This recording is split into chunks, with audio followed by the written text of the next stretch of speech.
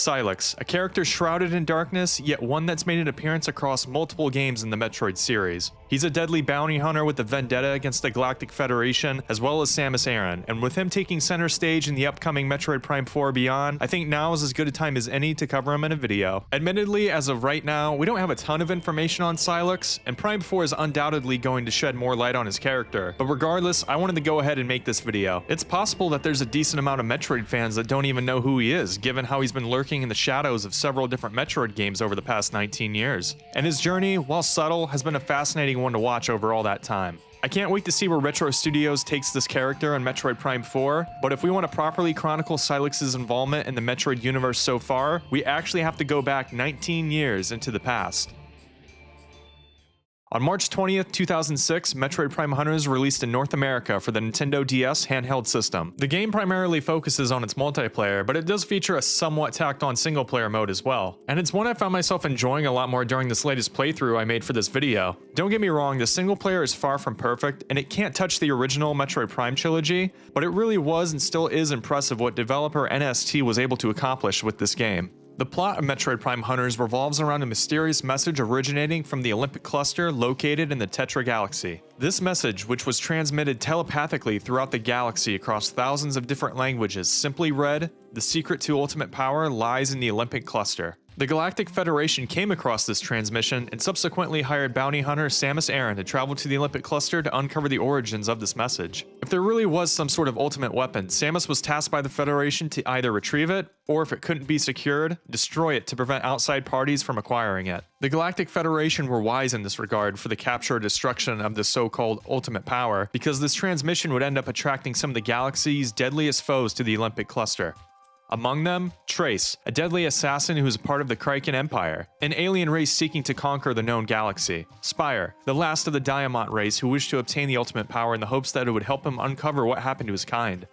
Weevil, a space pirate who was nearly killed and left for dead by Samus, who would eventually be found and cybernetically rebuilt. These are just a few examples of some of the other deadly foes Samus would cross paths with throughout her mission in the Olympic Cluster. Her journey here would take her from the Celestial Archives, a massive space station containing the extensive knowledge of the now extinct Olympic race, to the cold, barren wasteland of Arctera, which despite its harsh climate, numerous structures and ruins belonging to the Olympics still persist to this day. But it was in the Vesper Defense Outpost, a refueling and munitions station on the edge of Olympic territory, that Samus Aran first encountered the mysterious bounty hunter known as Sylux, or at least the first encounter that we're aware of. As Samus was exploring the degraded facility, she was ambushed by Sylux. He first confronted her inside the corridors of the station, but as Samus gained the upper hand during the battle, he lured her out into an opening where he summoned his gunship, the Delano 7, to open fire on her. Samus, by sheer skill and resourcefulness alone, managed to not only survive this encounter, but was able to defeat Sylux despite the major disadvantage. Though even with this victory, he managed to escape the Vesper Defense Outpost.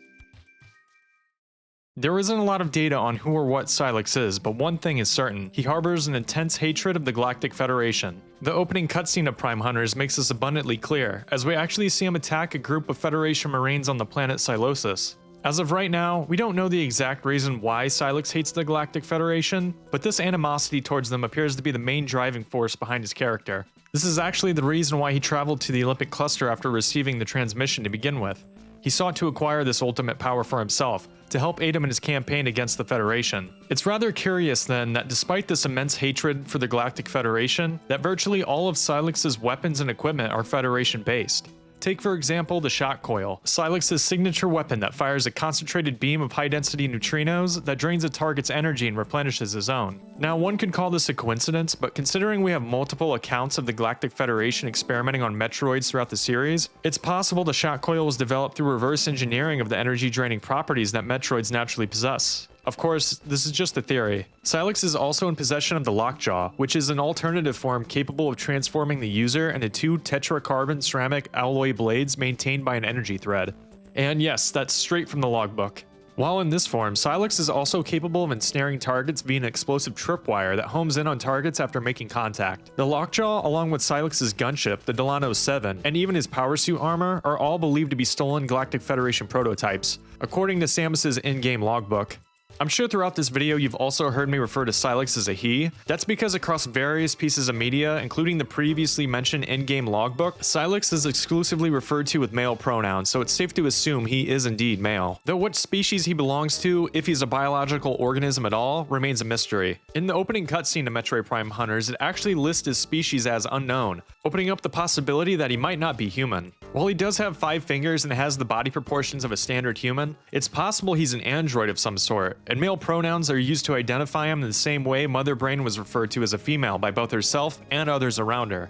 That being said, while we don't definitively know what species Sylux belongs to, I personally lean more towards the side of him being human. He resembles a human proportions-wise, and with his proficiency in Galactic Federation technology, it wouldn't surprise me if he was a former soldier or scientist that ended up defecting at some point in the past. Not everyone in the Galactic Federation is human, of course, but a large percentage of them are, which is another reason why I think he could be a human if he was indeed a former member of the organization. Regardless, Samus would go on to encounter him a few more times throughout her journey in the Olympic Cluster. In one instance, she spotted Sylux's damaged ship flying in low altitude across the sky of Alinos. And towards the end of her journey in the Olympic Cluster, Samus witnessed the monstrosity known as Guria attack and drain Sylux, along with the other hunters, of their abilities and weapons. After Samus defeated Guria, Sylux and the other hunters managed to escape Oubliette, the prison world designed to contain Guria as it self-destructed. This event would be the last direct encounter Samus would have with Sylux for some time. While we would eventually go on to see Sylux a few more times later in the series, his presence going forward would be far more nuanced than in his initial introduction in Metroid Prime Hunters,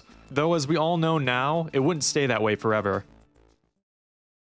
During the events of the Metroid Prime trilogy, Samus Aran would go on to encounter Phazon, a deadly mutagen capable of corrupting virtually any organism or environment throughout the galaxy. She would witness firsthand Phazon's devastating effects across multiple different worlds, and see the horrifying aftermath of several different civilizations due to Phazon's corruption. This time period, later referred to as the Phazon Crisis, would meet its decisive conclusion in Metroid Prime 3. Samus Aran, along with the help of the Galactic Federation, would end the crisis by storming Phase, the source of all Phazon, and destroying the Aurora unit attached to its core, causing the planet to disintegrate along with all Phazon in the universe, though not without cost. Rundus, Gondreda, and Gore were all fellow bounty hunters hired by the Federation that had become corrupted by Phazon prior to Phase's destruction. All 3 hunters would eventually be killed by Samus, as they themselves had grown extremely hostile towards her and any non-Phazon infected biological, essentially forcing Samus to end their lives in order to save her own, as well as to prevent them from doing harm to anyone else in their corrupted state. After the destruction of Phase, Samus would eventually revisit the planet of Elysia, and reflect on all of the heavy losses sustained during the Phazon crisis, including that of the Lost Hunters. It was after this brief period of reflection as she left Elysia that Sylux would make his brief appearance.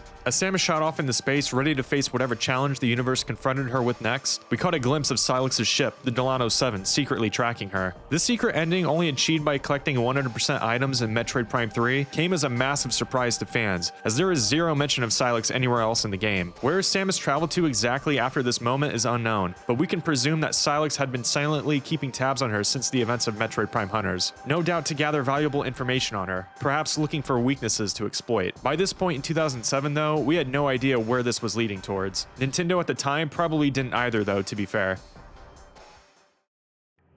In 2016, Metroid Prime Federation Force was released for the Nintendo 3DS. It follows a group of Galactic Federation Marines tasked with battling the space pirates in the Bermuda system set after the events of Metroid Prime 3 corruption. During one of the later portions of the game, the Galactic Federation would be made aware of a space pirate base on the planet Talvania. This base was a medical lab retroactively fitted to act as a Metroid breeding facility. A group of Federation Force Marines were dispatched to the planet in order to destroy the base, and to put a stop to the Metroid experiments being conducted by the space pirates. However, they also had a secondary objective: to secure a Metroid egg and bring it back to the Galactic Federation. Despite heavy resistance from pirate forces, the Marines managed to successfully destroy the base as well as capture a Metroid egg. This Metroid egg was later brought to an unknown Galactic Federation research facility, and in the secret ending to the game, we see someone manage to sneak into the base and activate the lab equipment, forcing the Metroid egg to hatch. As the camera pans away from the newborn Metroid, we see the silhouette of the shoulder piece belonging to Sylux. Now in possession of an infant Metroid, it was clear by now to most fans that Sylux clearly had a plan of some sort brewing in the background of the past couple of games he had made an appearance in. Unfortunately, it would take another 9 years before we would see Sylux's sinister plans play out before us.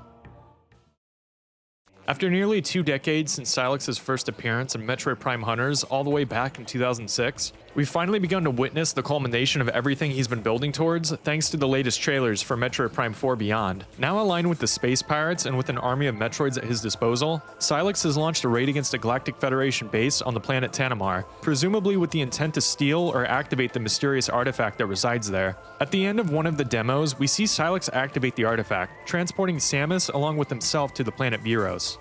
Where we go from here, we'll have to wait and see once Metroid Prime 4 Beyond releases in a couple of days. But one thing we do see in one of the trailers for Prime 4 is numerous creatures being fused with Metroids, creating deadlier versions of foes Samus will have to fight. Will Sylux himself fuse with a Metroid to create a far more lethal version of himself? Again, we'll have to wait and see, but I can't tell you how excited I am, along with countless other Metroid fans, to finally see Sylux step out of the shadows and into the limelight after all these years. One of the things I'm looking forward to the most in Metroid Prime 4 is more information on Sylux's backstory, as I'm sure most of you are. For many years, us Metroid fans have long speculated what his backstory is, and to be so close to finally having answers to a nearly 20-year-old mystery has me even more excited for Prime 4. I hope this video got you guys up to speed on Sylux as a character as we've experienced him in the Metroid series so far. His journey is one that's been in the making for almost 20 years now, and for most of that time, he's been in the shadows, waiting for the perfect opportunity to make his move. And finally, with the imminent release of Metroid Prime 4 Beyond, we finally get to see Sylux take center stage as the main villain of a Metroid game, rather than being a side character in one. We've just seen the beginning of his master plan so far. Surely there's something far more sinister brewing beneath the surface. And once Metroid Prime 4 Beyond releases on December 4th, and Sylux's intentions are fully revealed, you can definitely expect a follow-up video to this one at some point in the future. I have no doubt whatever his true plans are in Metroid Prime 4, it'll be something that's going to collectively blow our minds. Until then, I'll see you guys next mission. Take care.